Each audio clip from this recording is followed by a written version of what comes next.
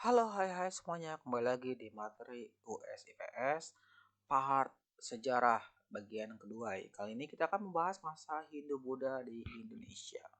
Ada teori masuknya Hindu-Buddha ke Indonesia. Pertama, teori Brahmana, di mana Brahmana dari India diundang datang ke Indonesia dengan menumpang kapal dagang. Di mana teori ini didukung oleh G.C. Vander. Lalu ada teori kesatria di mana dikemukakan oleh C.C. Burke, Mukherjee, dan G.L. Muns, di mana menurut mereka agama Hindu disebarkan oleh golongan kesatria yang melarikan diri ke Indonesia dan berhasil menaklukkan kelompok suku setempat. Namun teori ini lemah karena tidak ada bukti penaklukan di Indonesia. Lalu ada teori Waisya di mana dikemukakan oleh N.G. Krum, di mana teori golongan Waisya ini melakukan perdagangan Indonesia dan menikahi wanita setempat.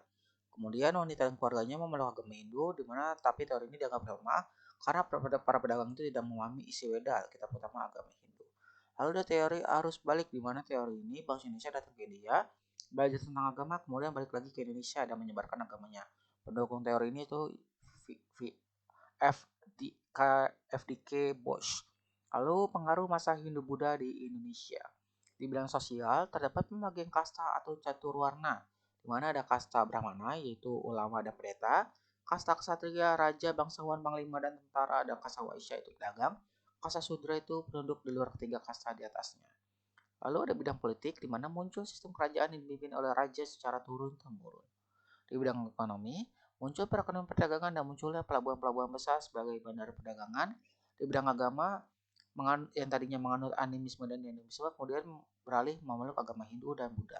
Di bidang budayanya, terjadi akulturasi budaya, perpaduan budaya asli dengan budaya Hindu-Buddha. Lalu kerajaan Hindu-Buddha di Indonesia. Pertama, ada kerajaan Kutai. Sejarahnya ini merupakan kerajaan Kutai merupakan kerajaan tertua di Indonesia, terletak di Sungai Mahakam, Kalimantan Timur, di mana sumber sejarah ini terdapat di Prasasti Yupa dengan huruf Palawa dan bahasa Sanskerta, di mana Yupa ini bergerakan asalnya abad keempat Masehi. Raja-raja Kutai pertama ada Kudungga, Asmawarman, dan Mulawarman, di mana puncak kejayaannya itu pada masa pemerintahan Mulawarman. Lalu kehidupan sosial ekonomi budaya kerajaan Kutai. Kehidupan sosialnya mampu beradaptasi dengan budaya luar dengan mengikuti pola perubahan yang ada dalam tetap memelihara dan melestarikan budaya sendiri. Kehidupan ekonominya di bidang peternakan, pertanian, dan perdagangan. Bahkan lalu lintas perdagangan itu sampai ke Selat Malaka, Makassar, Filipina, hingga Tiongkok. Lalu kehidupan budayanya itu terjadi penyebaran budaya antara budaya India dengan budaya nenek moyang masyarakat Kutai. Lalu ada bentuk upacara Waprakeswara, sejumlah arca Hindu Siwa dan Ganesha. Lalu ada tugu batu yang dimana berbentuk yupa. Lalu ada kerajaan Tarumanegara, di mana kerajaan Hindu tertua di Pulau Jawa. Puncak kejayaan itu pada masa Raja Purnawarman, di mana sumber sejarahnya itu ada 7 buah ya batu prasasti. 5 ditemukan di Bogor, 1 di Jakarta, dan 1 di Banten. 5 prasastinya itu huruf Palawa dan 2 huruf itu Ikal yang belum bisa dibaca. Prasastinya itu ada prasasti Citeren, prasasti Kebon Kopi, prasasti Jambu, prasasti Tugu, prasasti Lebak, prasasti Pasir Awi, dan prasasti Muara Cianten. Lalu ada kehidupan sosial ekonomi budaya kerajaan Tarumanegara, di mana kehidupan sosial itu sudah teratur dan ada upaya dari Raja Purnawarman untuk memperhatikan kedudukan kaum Brahmana yang dianggap penting dalam setiap upacara adat sebagai tanda penghormatan kepada dewa. Lalu kehidupan ekonominya kita lihat bisa dari prasasti Tugunya, di mana Raja Purnawarman membuat terusan sepanjang 6122 tombak, di mana punya arti penting ya, di mana mencegah banjir dan juga untuk mengairi sawah. Lalu dari kehidupan budayanya dengan ditemukanlah teknik pembuatan prasasti dan terdapat perkembangan tulis menulis di kerajaan Tarumanegara.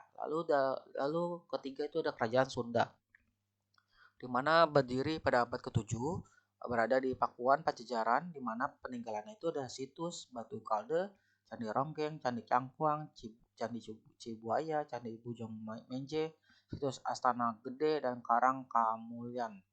Lalu di situs Gunung Tampomas.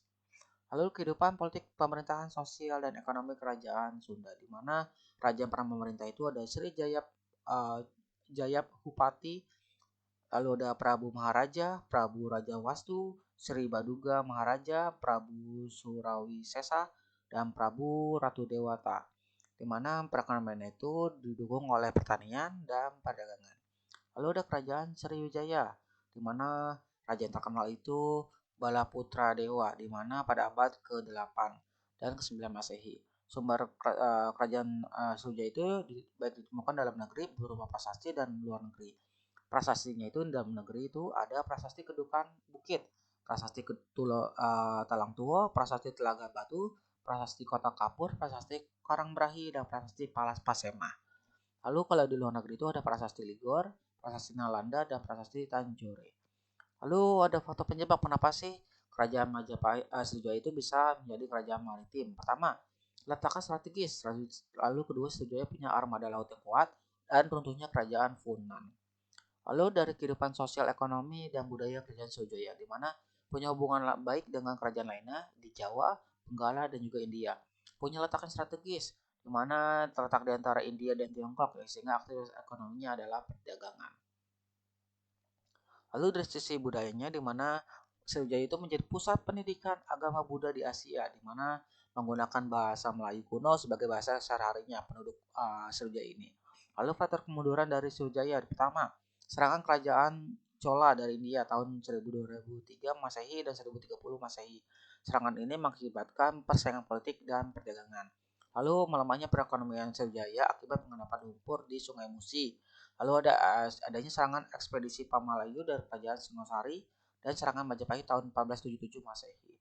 Lalu ada kerajaan Mataram kuno, di mana sumber informasinya itu dari peninggalan prasasti Candi dan Kitab, di mana prasastinya itu prasasti Canggal, Mantiasi, Sojomerto, Prambanan, Borobudur, dan Parahyangan. Di mana kehidupan politik pemerintahan, sosial, dan ekonominya. Pertama, kerajaan Mataram kuno itu dipimpin oleh dua dinasti yang berbeda, dinasti Sanjaya yang Hindu dan dinasti Shailendra yang Buddha. Dinasti Sanjaya didirikan oleh Raja Sanjaya dengan gelar Sri Rakai Mataram Sang Ratu Sanjaya. Pada masa pemerintahannya berkembanglah agama Hindu Siwa, di mana raja yang berhasil membawa masa puncak kejayaan itu pada Sri Maharaja Rakai Pikatan, di mana 840 sampai 856 Masehi, di mana ia berhasil membentangkan wilayah Mataram kuno dari serangan Balaputra Dewa. Selain itu, kerajaan Sriwijaya juga terus-menerus menguasai Mataram, dan untuk menghindari serangan ke Sriwijaya dan Matusa Gunung Merapi, maka pusat kerajaan Mataram kuno dipindahkan oleh Sri Maharaja Rakai Empu Sendok ke Jawa Timur. Lalu ada dinasti Shailendra memimpin tahun 700-an di Jawa Tengah. Samaratungga merupakan raja terbesar yang berhasil menyelesaikan pembangunan Candi Borobudur, di mana kedudukannya digantikan oleh putrinya Pramodawardhani, di mana Rakai Pekatan dari dinasti Sanjaya kemudian menikahinya. Pernikahan tersebut kemudian menyatukan dua dinasti tersebut. Ya.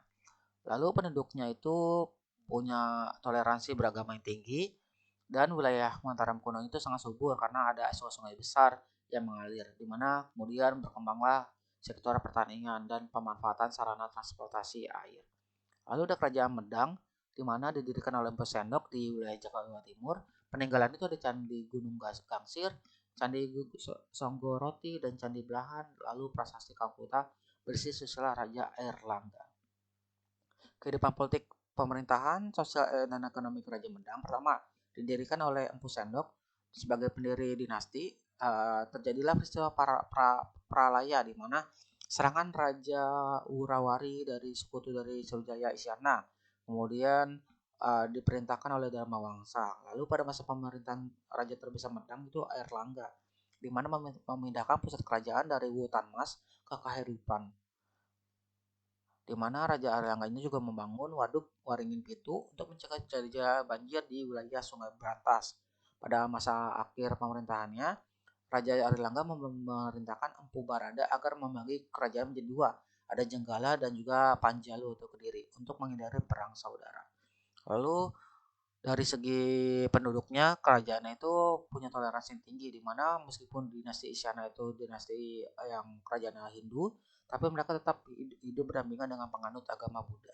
Mata pencariannya itu petani, dan struktur masyarakatnya itu para pujangga, di mana punya posisi istimewa, di mana mereka menghasilkan karya-karya sastra yang tentang kehebatan Raja-Raja Medang. Contohnya Empu Kanwa yang menuliskan Arjuna Wiwaha, menceritakan kehebatan Airlangga.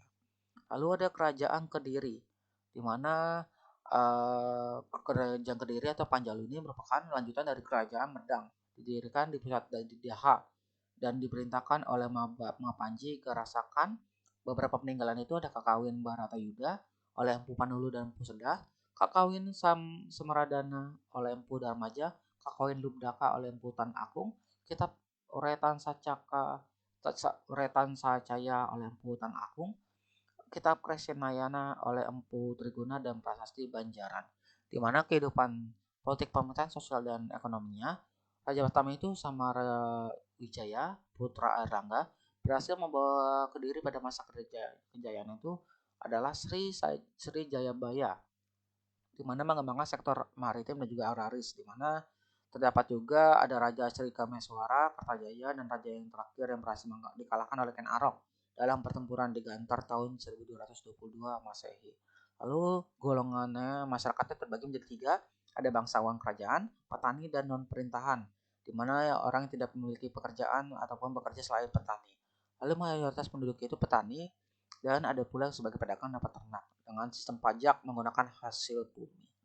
Lalu ada kerajaan Singosari, di mana didirikan di kota Malang, Jawa Timur. Berdasarkan prasasti Kudadu, nama kerajaan Singosari itu awalnya Tumapel, tapi dikenal dengan Singosari sebagai ibu kotanya. Peninggalan prasastinya itu ada candinya itu ada Candi Kidal, Candi Jago, Waleri, Singosari, Arca Arca Jogodolok, Arca Dewi Prajena Paramita, di mana kehidupan politik pemerintahan sosial dan ekonominya pertama diperintahkan oleh Ken Arok, Anusapati, Tohjaya, Ranggawuni, dan Kertanegara.